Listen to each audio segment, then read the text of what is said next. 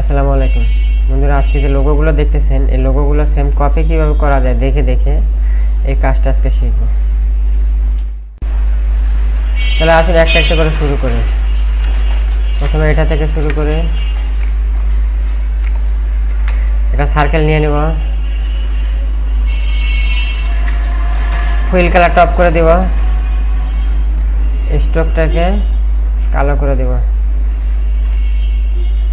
স্ট্রোকটাকে এখানে লাল করে দেব।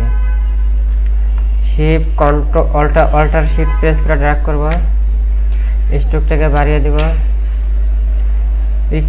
ডাইরেক্ট সিলেকশন টুল থেকে নিচেরটা সিলেক্ট করে ডিলিট করে দেব।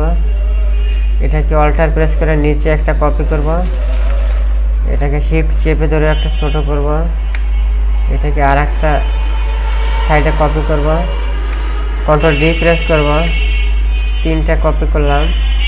একটা লাইন টুল নিয়ে বরাবর এখান থেকে একটা টান দেব, লাইন টুলের কালারটা আউট করে দেব, এটাকে একটু নিচে নামাই দেব। সবগুলোকে সিলেক্ট করে মেশ টুলটা নিয়ে অল্টার প্রেস করে এক কর্নার নিচের কর্নারগুলো ভেঙে দেব। মোটামুটি শেষ হয়ে গেছে। এটাকে সিলেক্ট করে ডিলিট করে দেব, এটাকে এটার সাথে মিশিয়ে দেব, এটাকে এটার সাথে মিশিয়ে দেব। ডাইরেক্ট সিলেকশন টুল দিয়ে এই কর্নারটাকে সিলেক্ট করে রাইট ক্লিক করে জয়েন্ট, এইটাকে দুইটাকে সিলেক্ট করে রাইট ক্লিক করে জয়েন্ট, এইটাকে ঠিক এই বাম পাশের কর্নারটাকে ওইখানে মিলিয়ে দিব, এটাকে টেনে এনে এইখানে মিলাই দিব, ঠিক একটু উঁচু দিয়ে দেব। ডাইরেক্ট সিলেকশন টুল দিয়ে এখানে এই কর্নারটাকে সিলেক্ট করে রাইট ক্লিক করে জয়েন্ট, সেম এটাকেও দুটা সিলেক্ট করে রাইট ক্লিক করে জয়েন্ট। মাথাগুলো বের হয়ে আছে, এটার জন্য সিলেক্ট করে স্ট্রোকে যাব, স্ট্রোকে এখানে রাউন্ডে ক্লিক করব, এখানে রাউন্ডে ক্লিক করলাম।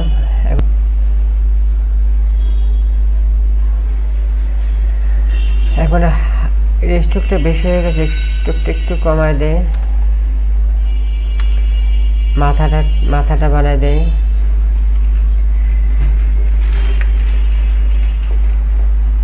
নিচে হাতলটা বানাবো,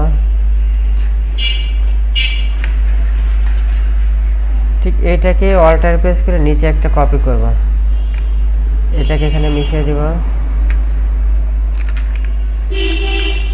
এটাকে একটু মোটা করে দেব, হ্যান্ডেলটা একটু মোটাই থাকে। ডাইরেক্ট সিলেকশন একটু এখানে ক্লিক করে সামান্য একটু নিচে বাড়ায় নেব, এটাকে স্ট্রোকটা বাড়াই দিব।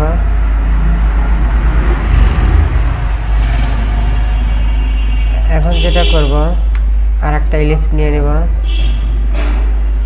শিফট প্রেস করে ড্র্যাগ করব, ডাইরেক্ট সিলেকশন টুল দিয়ে উপরটা সিলেক্ট করে কিবোর্ড থেকে ডিলিট প্রেস করব, এটা জাস্ট এইখানে মিশাই দেব, এটাকে